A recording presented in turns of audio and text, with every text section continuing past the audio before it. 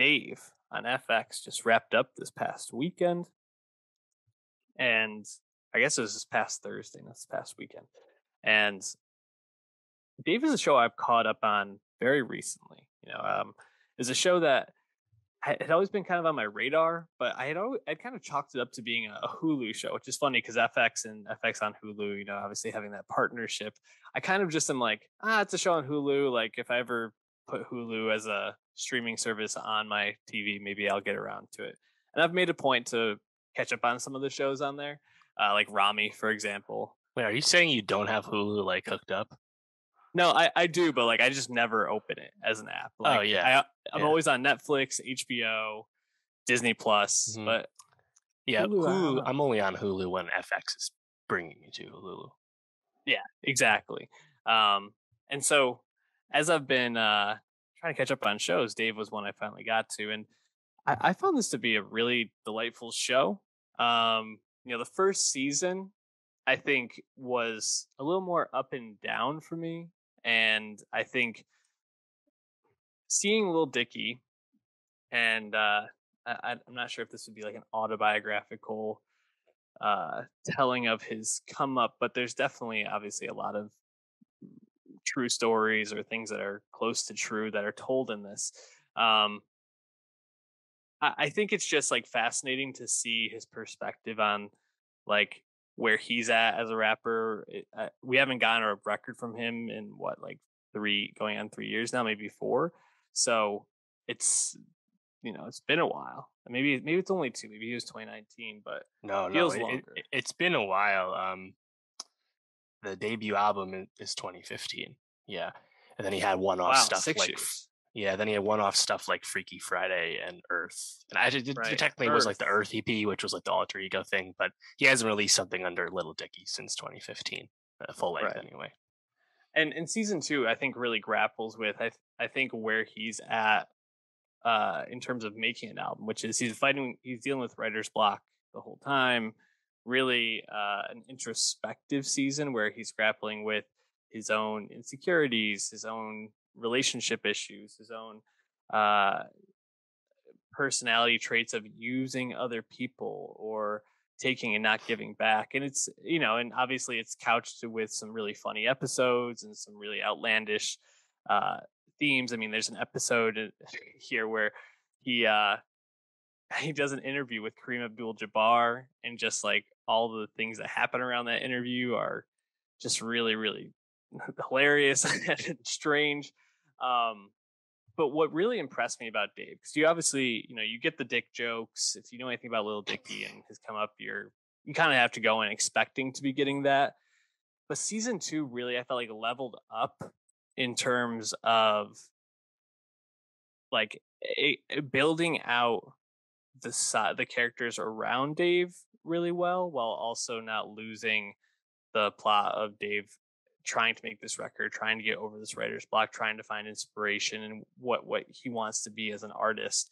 And like a character like Gata, who you get in the first season that he's dealing with bipolar, and I actually think that's handled fairly well on the show, and explained pretty clearly and accurately. You really see like the pressures around him that contribute to like his manic episodes. You see how this, like, he's basically Dave's hype man on this show, and always kind of like trying to keep him positive, keep him moving forward, keep his ego up.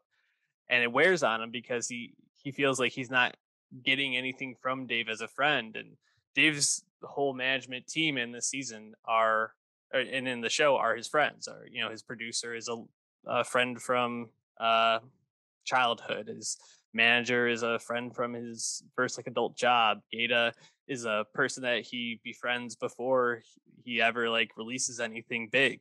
So there's a lot of like blurring of lines, and I think that's really like teased out well. And then there's just like the weirdness that I think you come to expect from Lil Dicky. There's an episode where he goes to work with Rick Rubin, and he goes to his Rick Rubin's house, and he does one of those what's it called, like gravity pools or whatever, where they like take away all your senses and you're just floating. Infinity pool. Yeah, infinity pool. and he's just floating in there, and like all these like visuals come, and he like faces himself, but himself in the future, and there's an aardvark or an anteater involved. It's it's really really strange, but I think I think the payoff of the show and seeing like the the way Dave evolves as a character is just really not what I expected from a show like this. I kind of thought it was just gonna be dick jokes, and it surpassed my expectations with that. Also, Dave and Allie, who's like the love interest in the first season, and like his girlfriend. I think the fact that they could actually get me to buy into a relationship with Lil Dicky is pretty impressive, because I would never like, he's so self-centered in the show that to like want them to be together, to want to root for this couple is just really I think like an accomplishment of the show, because Dave is just kind of an asshole, like a self-centered piece of shit in this. So I Yeah. appreciate the look. I appreciate that Taco from Odd Future is part of the cast on this show. Mm-hmm. Was it Taylor Bennett? Tyler Bennett? Whatever his first name is. Taco. Yeah, That's I cool. think it's Happy about that. Of course, Sid's brother. Mm-hmm. But yeah, Yeah, I've the wanted to give it elves. a Oh, okay. I've wanted to give it a chance, but I'm having a hard time getting over Little Dicky of it all, because I've just really fallen off Little Dicky, because it's kind of clear that he just kind of like what often seems to happen with white rappers. They use hip hop to further their overall career and then leave hip hop behind. Notice how he's not even going by Little Dicky anymore. Like the press for this show, he goes by his real name, Dave Bird. It's like, I don't know, like I've also just found like the music has gotten less interesting to me. Like I used to think he was really witty at times, like an album cut like personality. So it's really funny quotables. But then like Freaky Friday, he seemed to, you know, the dick jokes, as you said, it seems to have come into the show as well. He's just not that intelligent anymore, at least on that level. And of course, I think the Earth song is dog shit. So it's like musically, I've just been so out on him because he's barely in on his own music career too. Mm-hmm. And then everything's just like a big joke, and it's like, I don't know. Like I just wish he took his own stuff more seriously. Clearly, he's taking the show very seriously, but the fact that Mm-hmm. his character is like, the buffoon stuff like it was in real life, I don't know. It's a bit of a walk for me. Yeah. So He, I'm not you know, I'm not super interested in him right now.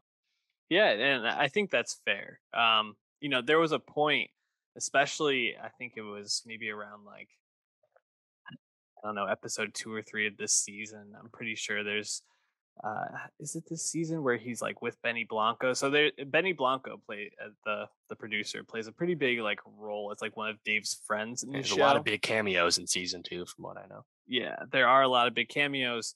Um, but like Benny Blanco is just like a running like side Mhm. character, right? And I think it's in season 2. There's like an episode where he's just like hanging out with him all day, and they are doing like really ridiculous, like homoerotic type stuff, which like to each their own, not a big deal. But like the way it's just portrayed in the show, just was like, I don't know if this is handled the most tastefully. I don't know if like if this is really like what I want to be consuming. But then you get like an episode, like I think just the next one is the Kareem Abdul-Jabbar episode. I'm like, this episode rules. Like this is great, and Kareem Abdul-Jabbar is great in it. He plays like he's as like a post basketball person is focused on his journalism career and is interviewing Dave. And there's always like this like undertone of, is he going to write like a hit piece on Dave about him using black people and appropriating black culture? And it's like really funny and really well done, but it's just like the back and forth of it all was kind of tough. But yeah, then it's like you need to just ride it out to like get the highs, and unfortunately there are some lows. But it also kind of reminds me of Rami, a show we haven't gotten a chance to talk about a lot, just in terms of there's some just Mhm. really cringy moments, dude, that like you just want to like hide your face and not watch and turn away from Yeah. TV. So it's not for everybody, but I think if you want to just like enjoy a show and not take it too seriously, this Mm. could be a good watch.